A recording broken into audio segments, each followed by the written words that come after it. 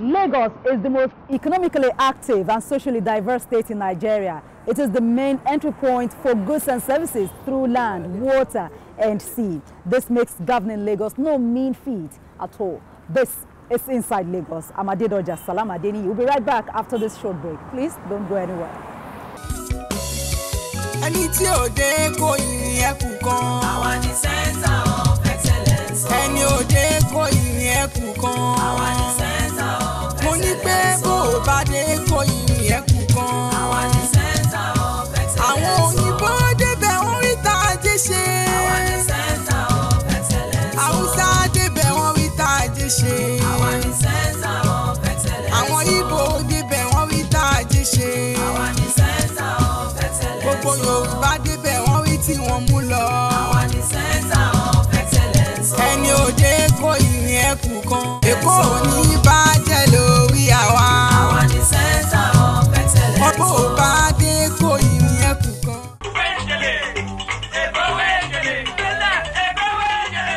It was a high-profile delegation of military high command that paid a courtesy visit to Lagos State Governor Babajide Sanwo-Olu at the Lagos House, Alausa.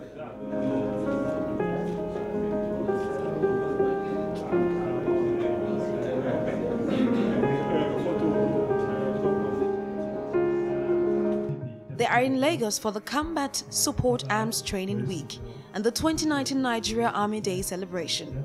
Sanwo-Olu said the army has supported Lagos State and demonstrated a high level of commitment on 2 occasions they were called to respond to a distress call. He thanked the military for supporting his administration's drive for a cleaner Lagos by its cleanup exercise and for obeying the state traffic laws. Operation Clean Up Lagos and Operation Not Driving Against Traffic and obeying all the traffic rules, the men of the Nigerian Army have been supportive. We're very excited that even whilst we have not announced a day for Sanitation Day, you have taken upon yourselves and the men have gone out to clean up the whole place. I think it's a demonstration that we hope other formations and other professionals will take it up and see that a clean environment is a healthy environment. We've started mentioning it. I will not stop. Issues around traffic management, and behaviors on the road. I also want to say, and commend that they've been complying with our rules, and that is very commendable. Just to further say that the rules are for all of us, and even for me as the governor, I ensure that I obey them as I went due. It's important for all of us to ensure that there are other road users, and it's only by doing that that we have a safe and a conducive environment. General Tukur solicited the state's patronage of the Nigerian Army Engineer Corps, saying the Corps can do a lot for the state in the area of infrastructure, roads and other construction work. Thank you, Your Excellency, and thank you for the support you've given us for this Combat Support Arms Training Week and the Nigerian Army Day celebration activities. I will use this opportunity to intimate to Your Excellency that we'll be coming back later in the year as part of our training activities also, and also to ensure further security with exercise Crocodile Smile. I'm happy to be here. Congratulations, and I wish you a very successful tenure in office. Negotiations are lucky to have you, and I wish you the best. The theme for the 2019 Nigerian Army Day is Professionally Responsive Soldiering, a panacea for successful military operations. It is celebrated yearly on every 6th of July. Which hospital or in your barracks? Outside. You just go, you come and get it.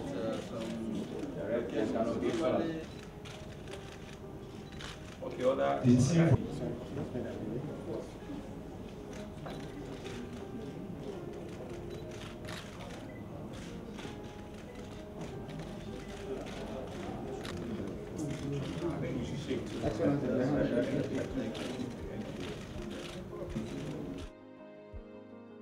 On Saturday we have the grand finale for our officers and men to be recognized with award, Civil Army Staff Commendation Award. We have parade. They are also invited to witness. And on that day, on the 6th Saturday, we will have display of indigenous light armored vehicle for our operations, especially designed and produced by Nigerian Army. And also there is another product which is a combined effort, indigenous vehicle also, what is called our armored personnel carrier.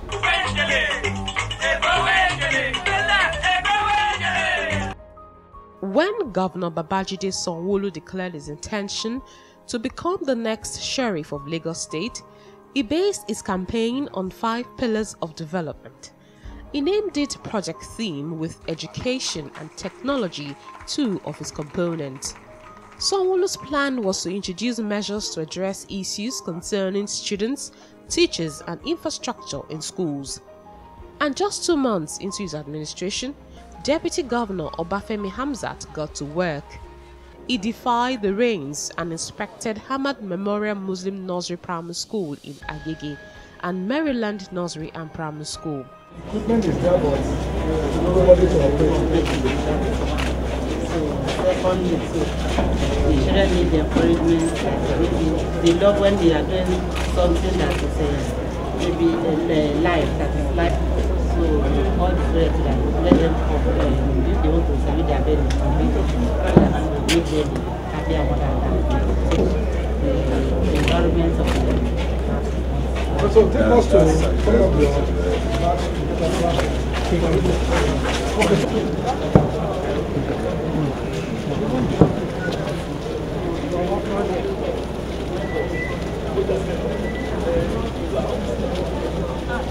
The Deputy Governor also engages the pupils. So what is that? Can you tell me what Domestic dog.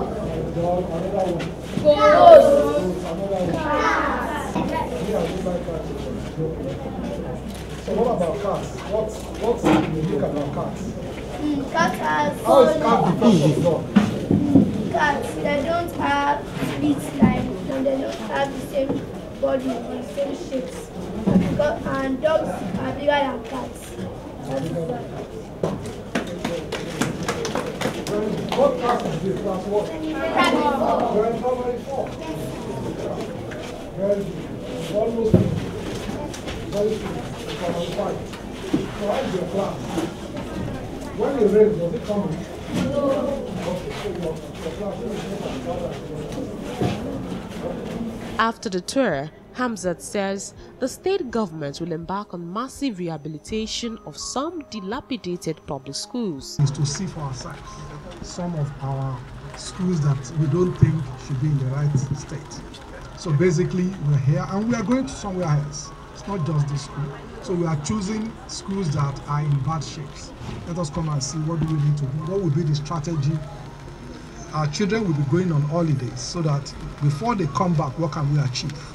So that's the essence, to understand the situation of the majority of our schools. He adds that it is important to ensure the teaching and learning environment is conducive.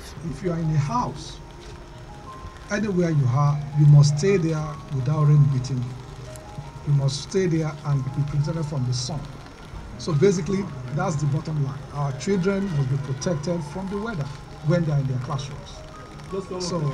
So basically, we notice that some of the doors are bad, some of the windows, a whole lot of structural issues. So those are the things we will address to make sure that our children are as comfortable as they can be. You saw that I sat on one of the chairs and I asked, is this comfortable for you? They said the underside there, it looks good. And then we also saw that the sizes, they told us that 45 students in a classroom. That's when we asked one of the teachers. But we also noticed that a lot of our classrooms are not being used. So in this place, they have 32 classrooms, and it's only about 22 that is being used. So we need to, so if we repair all of them, all those other 10 can now be put to use, and therefore you reduce the density of the students.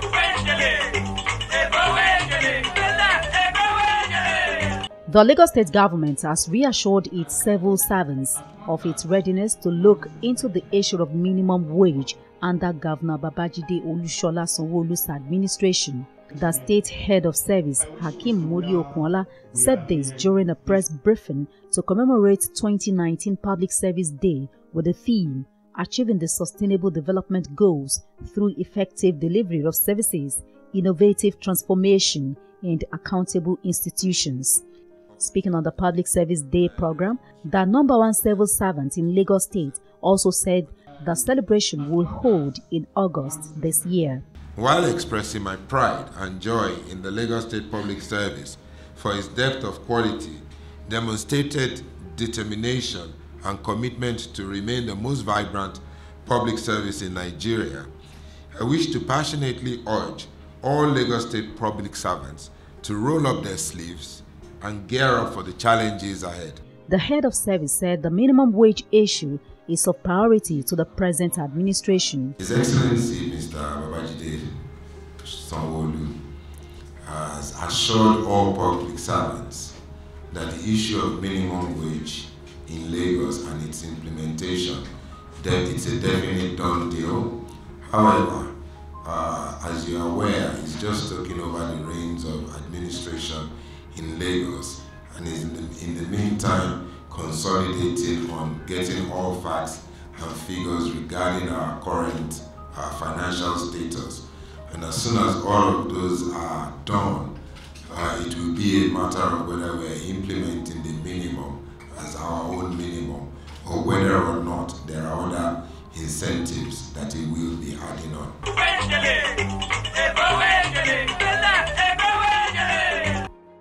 The Lagos State government is planning to embark on a tree planting campaign to help prevent flooding and erosion as well as reduce the effects of climate change. The planting of trees is said to be an important factor as they are essential to the needs of mankind. During photosynthesis, the trees break down food materials and consume carbon dioxide, and with the help of sunlight, they produce carbohydrates. Trees clean the air by absorbing harmful chemicals such as nitrogen oxide and removing dust particles from the air by absorbing them in their leaves. They suck in the carbon monoxide emitted from vehicles and production processes in our industries. It's been a while since you've seen something as simple as a butterfly. Because we don't have trees, everywhere is cement and it's concrete. Trees provide us with fresh oxygen. They filter harmful pollutants from the air. You know, if you look at this year's theme for World Environment Day, it's beating air pollution. Air pollution is a big issue, and one of the biggest mitigators of air pollution is trees. Even beyond just having trees outdoors, you also need to have plants indoors, because a lot of us spend a lot of time indoors and we are susceptible to indoor air pollution. A lot of people die every year from air pollution. So trees protect us from that. Whenever it rains, they take in the water and prevent flooding. Planting trees is the most important weapon against climate change. Reduces heat, reduces flooding, improves the quality of the air around us. So I think that it's an important thing that a responsible corporate citizen should be doing. Lagos is faced with an increasing population, along with the pressure of industrialization and vehicular emissions.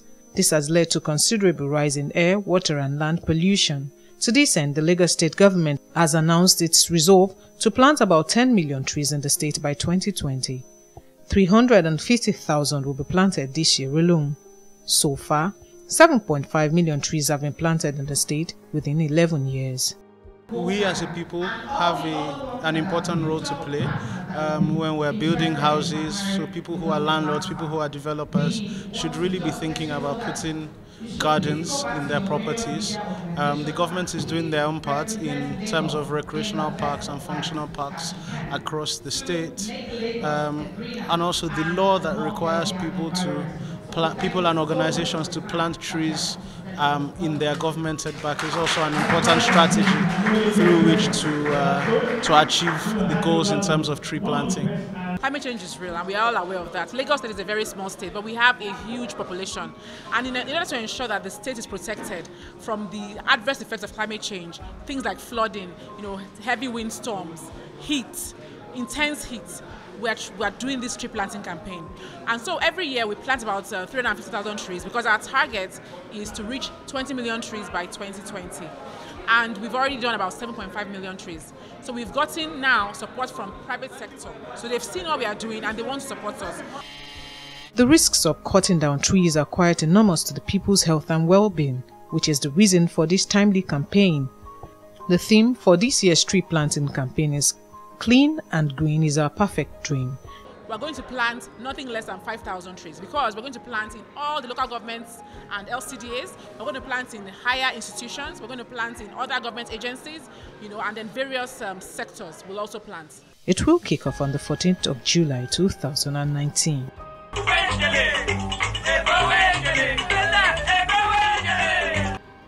197 dependents of deceased Lagos State civil servants have received insurance benefits from the state government. The aim is to help alleviate the immediate needs of families of the deceased workers. 52-year-old Ugbebo James is one of the beneficiaries. The clergyman lost his wife, who left 4 children behind in 2002. He says life has been difficult without his wife, who was always there to support. I want to appreciate the Lagos State government who has remembered us today. I need to say that I've collected the gratuity before now. This is just the LASACO compensation. The state government is so magnanimous.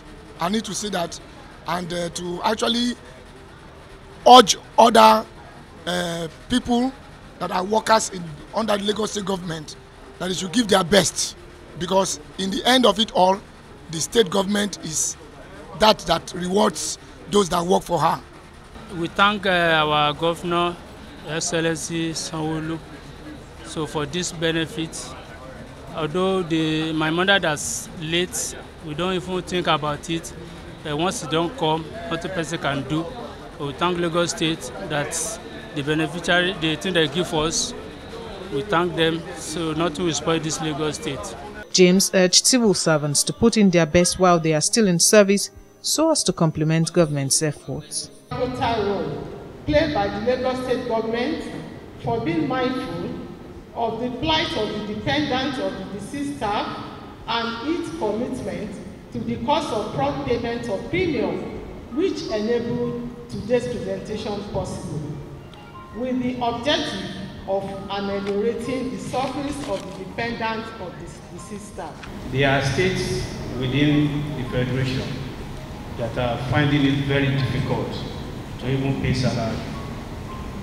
But here is a state that has not failed to pay salary later than 23rd of every month, if not 21st. Now, here is a state also that has considered that beyond paying salary to those that are living, the people that have contributed to the success of the state, even in their death, need to be remembered and compensated, especially for the beneficiaries and the families that they have left behind. So that is what makes Lagos State a unique state. The state government on its part assured citizens of its determination to ensure regular payment of premium life insurance and pension to its workforce. The payment, the highest that is going to the staff of SUBEB here under this program is about 8 million, same for staff of local government, and the least person will be collecting about 651,000. Section 9, subsection 3 of the Pension Reform Act 2004 requires that employers maintain life insurance policy or death and service benefit scheme in favor of their employees for a minimum of 3 times the annual emolument of the employees.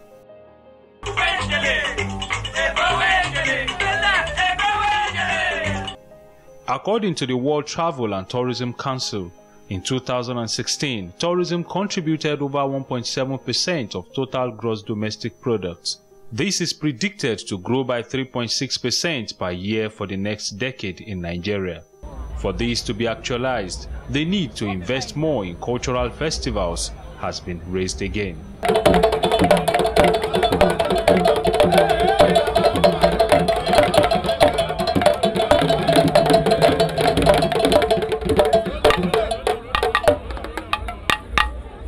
drums rolling, colorful atmosphere and performances at the arena as lovers of the African culture walked in one after the other. This is the 2019 Culturati, where Nigerian culture is celebrated. Guests mentioned the significance of the arts and culture for national development. Culture has imbibed discipline in us right from the beginning, right from the onset, and that's why we must keep our culture to be going, so that the decency and the behavior of our people cannot be compared with other behavior of the people of other culture. Nigeria has the potential to become a major global tourism destination if the correct steps are taken to develop the culture sector. Just about pageant, it's not just about events, it's a movement, it's something that has to do with promoting African values, something that has to do with selling Africa to the world. It's something that has to do with increasing small, medium enterprise and all that. It must come with value. Africa is bigger than just show off. Africa is bigger than celebration. We have a quite number of things that we need to do to make sure that we put Africa in the right place. No matter where you go. Various creative and colorful performances were put up by different groups to thrill guests, including this European who confesses love for the Nigerian culture. I feel wonderful being here. Everyone is so warm. It is so exciting. I just feel so welcome. It's just amazing. I love your culture. I want to take it back home with me. It is actually meant to build our culture and also to showcase to the world that yes, we have a very rich culture here in Nigeria, especially from Badagry. Because coming here today, and I'm actually proud to see our Sako drum all the way from Badagry, that my people are here to showcase the culture. Culturati, bringing people together as one, as a culture, and that is just my love. I'm so proud of myself this evening that I'm from Africa, from Nigeria. Nigeria is considered as one of the largest, wealthiest and most culturally diverse nations of Africa.